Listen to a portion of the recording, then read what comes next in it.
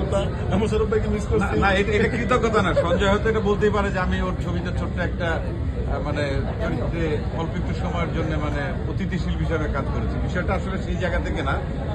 আমি আসলে ব্যক্তিগতভাবে চাই আমাদের সামগ্রিক সিনেমার আসলে ডেভেলপমেন্টটা, এবং আমাদের সিনেমা যেন সারা বছর ধরে এরকম উৎসব মুখর পরিবেশে সিনেমা হলের জন্য দর্শকরা আসেন, দেখেন, এনজয় করেন। শুধুমাত্র 2 ঈদকে কেন্দ্র করে আর বাকি 8 মাস ফাঁকা থাকলেও সিনেমা হল বন্ধ থাকলো সেটা যেন না হয়।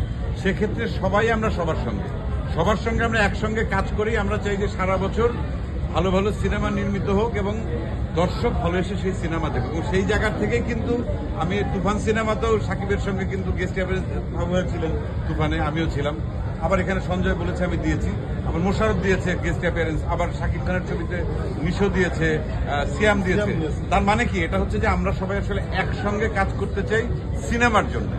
সারা বছর ব্যাপী আমাদের বাংলাদেশের সিনেমা প্রেমী দর্শকরা যেন সিনেমা হলে এসে উৎসব করতে পারেন, সেটার জন্য আসলে আমাদের সামগ্রিক এই চেষ্টাটা দরকার, এবং এটা আমি মনে করি সেই চেষ্টার একটা অংশ।